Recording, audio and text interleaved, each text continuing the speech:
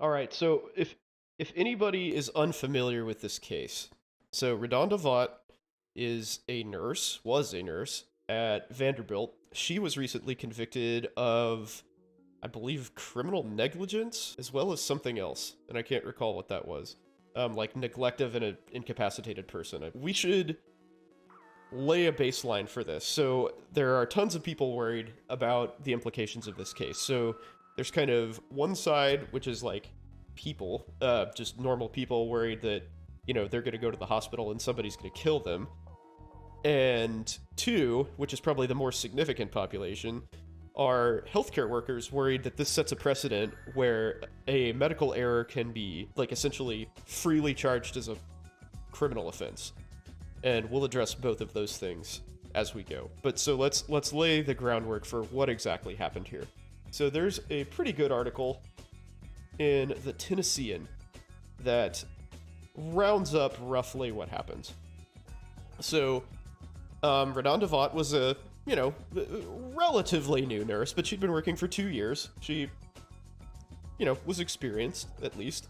Not a lifetime veteran or anything, but she knew what she was doing. So Charlene Murphey was the victim. She got admitted on Christmas Eve of 2017 with what we call a subdural hematoma, which is basically a brain bleed. So she checks in. Apparently it's not super bad because on the 26th, they're thinking of discharging her, and that's like a very fast turnaround for a subdural bleed. So I think she was admitted with kind of like stroke-like symptoms, like she was having slurred speech and weakness and things like that, and her family brought her in and she got evaluated. Like, she evidently recovered very quickly. But anyway, she was getting a follow-up scan, just sort of to make sure that there's no new bleeding or anything changing. It was a PET scan, and she is claustrophobic. And lots of the, like CTs, MRIs, things like that, involve you being in a tube for some amount of time. MRIs, generally a big amount of time. CTs are like literally a minute. But still, people freak out with that. So some doctor prescribes her Versed, which is a sedative. The generic name is midazolam. And they get her to the scan, and everything's cool. However, everything's not actually cool because her nurse, who was RaDonda Vaught, or one of her nurses, gave her a medicine called vecuronium instead, which is a paralytic that really pretty much is only used in anesthesia. Occasionally used in ICUs to keep people who are intubated, like, still. But for the most part, it's an anesthesia drug. And it lasts a long time. So if you get that, you're paralyzed for like 30 to 40 minutes. And she got a big dose of it too. So, as this states, the drug leaves her brain dead because she had an anoxic brain injury and suffocated, basically, while she was getting this scan. They disconnected her from a breathing machine. I'm not sure why they even did that, honestly. I think that was just for show, because she was probably way dead at the time anyway. And then there's like some confusion afterwards because the coroner determined that her death was because of her brain bleed, which is very confusing. Then kind of the rest is history, honestly. So what happened is, like, she apologized and acknowledged her error and reported it, and Vanderbilt essentially kept it under wraps and didn't report it, like, appropriately. And eventually, CMS, which is the Center for Medicare and Medicaid and Medicare Services, I believe is what it stands for. Basically, the government healthcare administration came and reviewed her case, and they're like, whoa, wait a second, this is super fucked up. So they get involved, and she goes to court, right? So she gets involved in all of these legal proceedings and loses her license and all of these other things. And now, after 3 years of legal stuff, we come to where we are now. Like, she thought it was basically settled because this happened. Vanderbilt negotiates an out-of-court settlement with Murphy's family. It requires him not to speak publicly. The settlement's not publicly known. And then they get tipped off about the error that they, being the authorities, get tipped off about exactly what happened. So what I kind of wanted to do is go through this step by step, because there's actually, it seems like a very simple thing, like nurse does something catastrophically stupid, paralyzes a patient instead of sedating them, patient dies, there's a cover-up, and now she's getting indicted on criminal charges, right? So that's the gist. We'll take this kind of step by step. So the patient's nurse was actually someone else, and they called the radiology team, like wherever this patient was, this is Murphy, to like give them Versed. 2 milligrams of Versed is a very common dose, because Versed comes in 2 milligram vials, and that will become important later. So it comes in these like little tiny, 2 mil vials, because it's 1 milligram per mil. But anyway, this is sort of a bad drug to use for her. There's lots of other options to begin with. It looks like the docs didn't tell the medical examiner that she'd gotten Vec. Yeah, surprise. Surprise. Like, that's not something that they would test for. Vecuronium's a pretty rarely used drug, like I said. So radiology says, no, we can't give Versed because we have to monitor them. Also important later. Okay, and that is totally accurate, right? Whenever you sedate a patient, you have to monitor them. And if you're using ASA standards, like American Society of Anesthesia standards, they need ASA monitors, which includes capnography. Like, you have to measure their end-tidal CO2, which most places cannot do.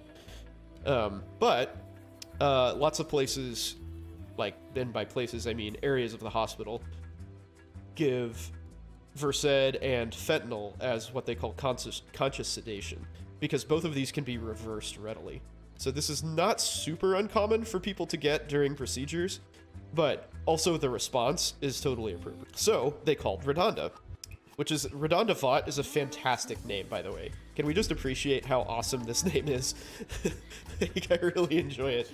They call her, and so at the time, this patient, from what I understand, was on what they call a step-down unit, which is kind of like halfway between the ICU and just somebody who's, relatively healthy, getting ready to leave the hospital. RaDonda goes and gets this med, but she had to go to the ICU, which is a unit that she doesn't work on, to get Versed.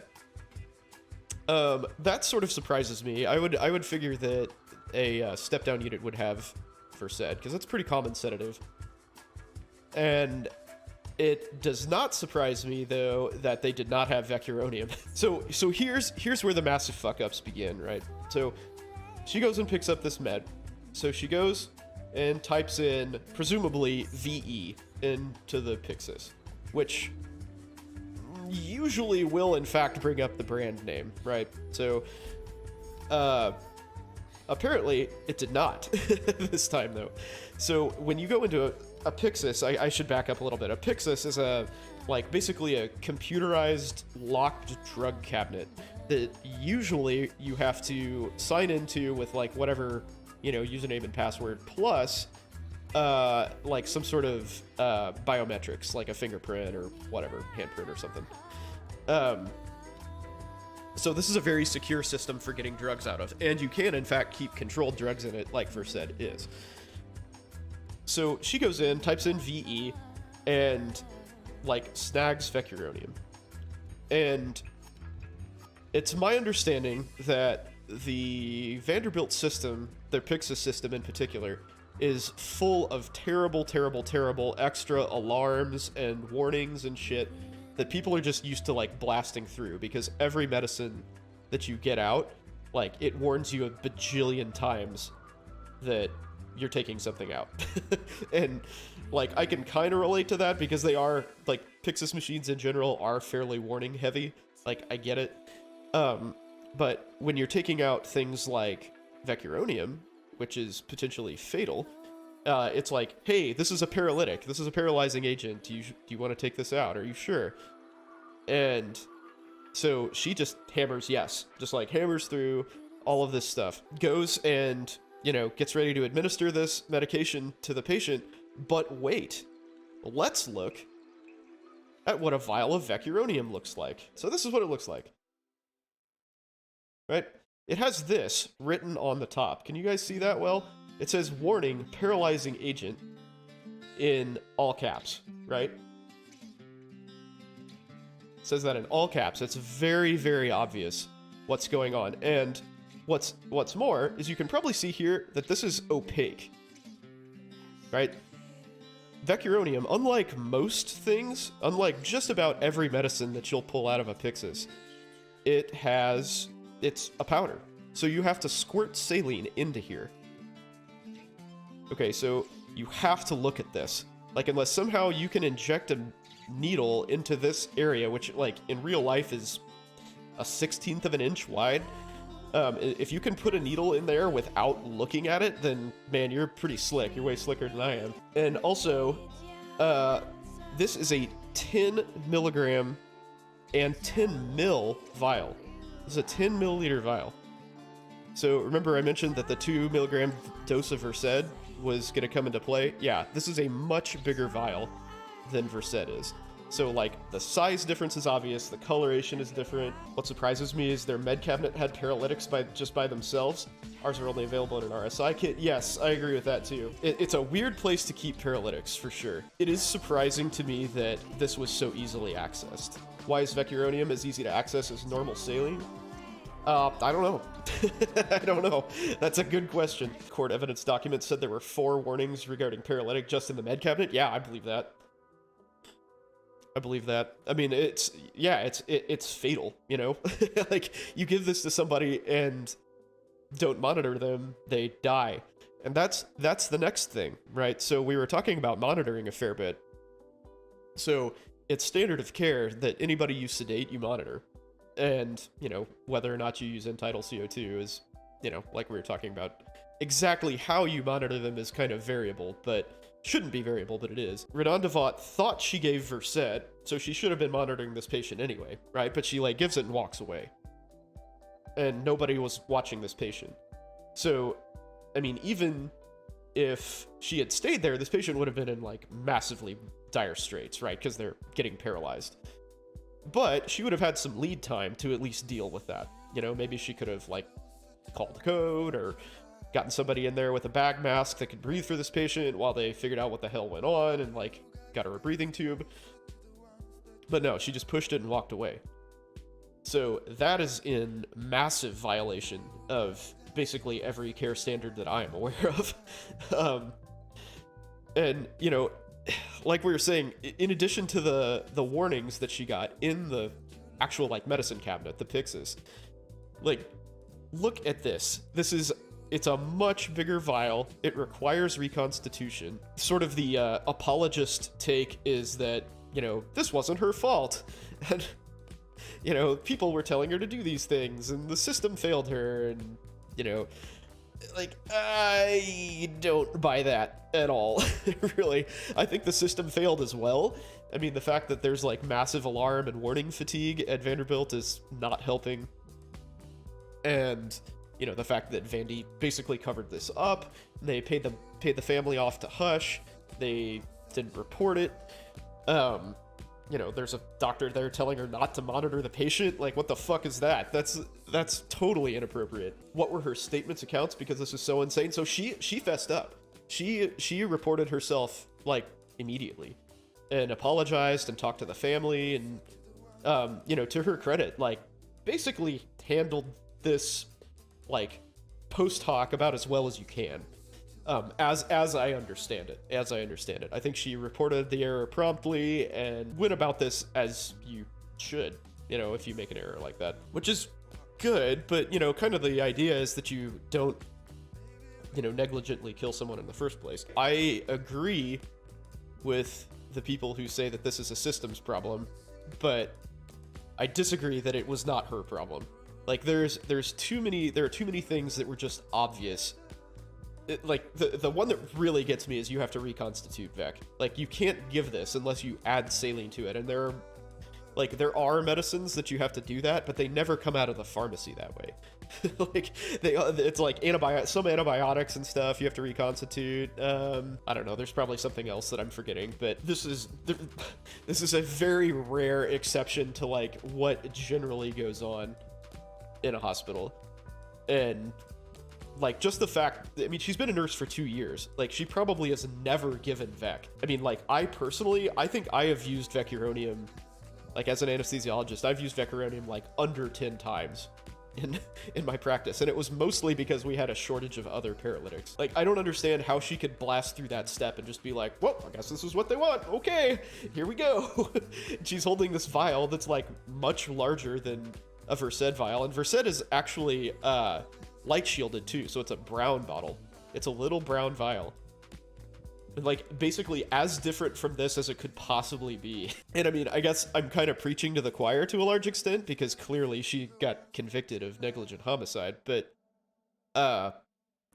it just like, my mind is blown. I just don't know how this could happen. So where I was going earlier is the two main camps, like sort of alarmist camps who have come out of this. The one is people like, holy shit, I'm gonna die if I go to the hospital, right? So I want to dispel that pretty quickly here. So like, these errors get a ton of press and they're terrifying, but I can think of a grand total of 0 times in my career, including residency and practice, where somebody has been given a paralytic accidentally. Like, that has literally never happened. And we're talking probably 10,000 plus cases that I've been involved with or around in, you know, the 10 years? Yeah, 10 years I've been doing this. Like, it just doesn't happen. That does not happen. And the vast majority of the time when these drugs are even, like, out, somebody is getting artificially or, like, mechanically ventilated somehow. Like, whether it's a person breathing for them or a ventilator. Like, these drugs just don't even get taken out unless somebody's getting it. So, like, even if they were to get pushed inadvertently, like, you know, at the very least, the team that needs to be there to, like, rescue them is there. Understandably, a lot of people are really alarmed about this. And, you know, the unfortunate truth is that it can happen to anybody, but it is exceptionally rare. Like, you've heard of this happening one time, and like I said, I've never seen this happen. So here's a hot take.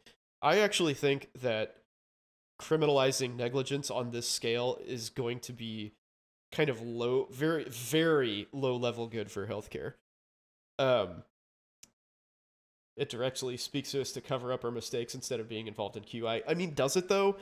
I don't know. I don't know that it does. I mean, errors like this don't happen all that often. I don't think that would be the case. I mean, and who's to say that if she had covered this up and hadn't been honest, like, she would have gotten a much harsher sentence. I am not legally savvy enough to say.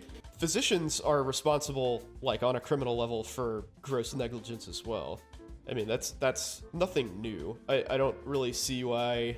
But yeah, I mean, I think the thing that nurses are very alarmed about is this is like, it is an interesting precedent for them, right?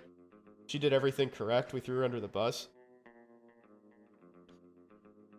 Yeah, I mean, did we throw her under the bus though? Like, I mean, in my opinion, she's just kind of like, I mean, she's convicted of doing what she did. Like, yeah, she's honest about it, but, you know, we have other precedents for that in the legal system. Like, you know, if you admit to running over a family because you were texting or something, you're like, oh my god, I'm so sorry, I ran over your kid. Like, you still killed their kid, man. Like, doing something irresponsible. You know, being the legal dunce that I am, the problem is, like, where's the slippery slope end, you know? But I do think it's a decent precedent to set for insanely egregious medical errors. I don't see that there's anything wrong with not protecting those people from legal problems. But so, I mean, on the flip side, right? Like, if you consider the alternative, like, it seems a little fucking crazy that malpractice insurance would cover, like, everything that you do wrong. Right? Even if it's, like, not intentional, like, even if there's no intent and you just, like, screw up and create a bloodbath in your wake, you know, why is that not? So yeah, it's a sticky situation, and I wish I knew more law. Like, I wish I knew more healthcare law to really understand, like, what the alternatives were here. In this case, the reasonable person is amended slightly to a reasonable ICU nurse. What would a reasonable ICU nurse have done what RaDonda Vaught did? So, I would say this would be yes. Would a reasonable ICU nurse have overridden a non-critical medication for a routine medication that had not crossed over to the ADN? Yes, that happens all the time. Would a reasonable ICU nurse have overridden 4 pop-up warnings that the medication she was pulling was a paralytic and not only to be given in emergency? Maybe. Possibly. If it's got that many warnings, then yeah, possibly. But still, to not notice that any of them said it was a paralytic, that's pretty rough. And this is, like I said, this is the one that really blows my mind. Would she have continued to reconstitute a medication that she knew was not reconstituted? So, yeah, like, again, nothing else requires that, really. Would a reasonable ICU nurse have looked at a medication file that said warning paralytic agent and continued to give it on a non-ventilated patient? No, not at all. Would a reasonable ICU nurse have given a sedative to a patient and sent them to radiology unmonitored and unescorted by an RN? No. It's obvious when you correctly apply the reasonable person standard she was criminally negligent. Importantly, there is no intent element in negligence. So that's interesting. I don't know anything about legality. This means that whether or not she meant to harm or kill the patient is irrelevant. It's also important to note that this is not a staffing issue nor a fatigue issue. In her statement to the TBI, she said that neuro-ICU was always well-staffed due to patient acuity and that she was well-rested. Certainly, Vanderbilt set her up to fail. Much has come out about Vanderbilt sweeping this under the rug until CMS was alerted to the error by an anonymous tipster. And the Tennessee Department of Health's conflicting response regarding Vaught's nursing license. But Vanderbilt's failures do not absolve Vaught of her culpability in this matter. Independent of the systemic issues we all face as healthcare workers, she made decisions and ignored what warning signs remained. Somewhere down the line, we as nurses got it into our heads that just culture meant we could do whatever we wanted with no consequences. This was never the case. There's still laws we are subject to. Well, gentlemen, I think I probably ought to call it a night. For those of you who are not regulars of the stream, I'm Milkman Al. Please join me on Wednesdays and Sundays, 8 to 10 p.m. Central. Usually there's some gaming going on, but tonight we're talking about something pretty important, so hopefully you enjoyed this. I'll be playing some Last Epoch on Sunday, so come check it out. Hope you guys had fun, and I'm out. Have a great night.